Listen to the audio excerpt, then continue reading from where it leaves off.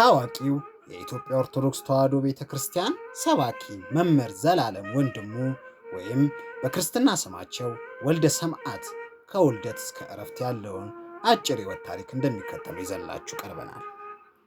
ሰላም ውድ የአሐቲ ቤተክርስቲያን ዩቲዩብ ቻናል ተከታታዮች፣ ዛሬ ደግሞ የኢትዮጵያ ኦርቶዶክስ ተዋሕዶ እንቁ ስለሆነው መምህር ዘላለም ወንድሙ አጭር የሕይወት ታሪክ ይዘን መጥተናል።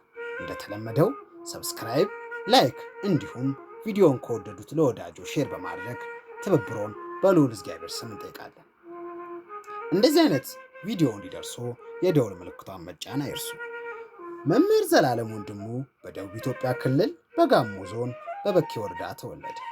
ያደገውም በገበሬ ቤተሰብ ውስጥ ሲሆን ገና በልጅነቱ በቤተ ክርስቲያን ትምህርት ታንጾ አድጓል። መደበኛ ትምህርቱን እንዳጠናቀቀም በቅድስት ሥላሴ መንፈሳዊ ኮሌጅ ትምህርቱን ተከታትሎ ጨርሷል።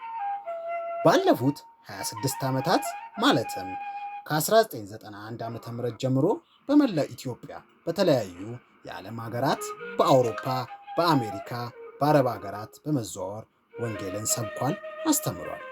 እንዲሁም ግንቦት 21 ቀን 1991 ዓ.ም ከውሾች ተጠበቁ በሚል ርዕስ ያስተማሩት ትምህርት ከጥንታዊ አገልግሎታቸው ተጠቃሽ ነው። መምህሩ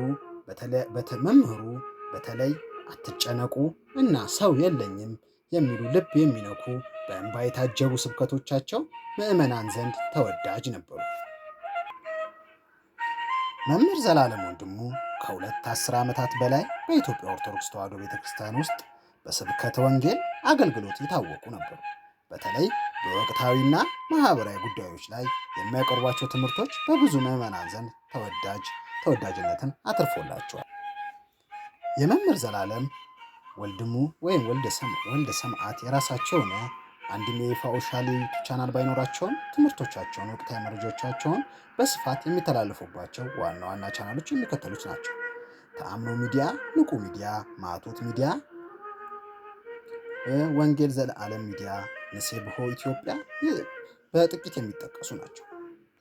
ዜና እረፍታቸውም ለአገልግሎት ወደ አሜሪካ ዋሽንግተን ዲሲ ባቀኑበት ወቅት የካቲት 28 ቀን 2018 ዓ.ም በድንገት በደረሰ የልብ ህመም ምክንያት ማረፋቸው ተገልጿል።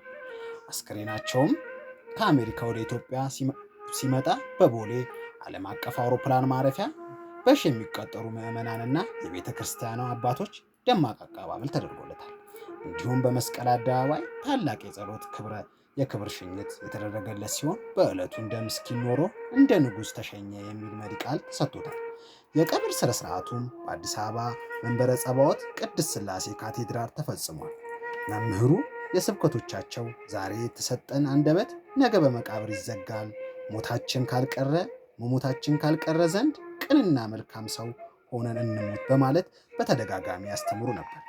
ውድ የዩቲዩብ ተከታታዮች፣ ለድምፅ ጥራት እንዲሁም አንዳንድ የቃላት ግድፈት ካጋጠመ በልዑል እግዚአብሔር ስም ይቅርታ እንጠይቃለን።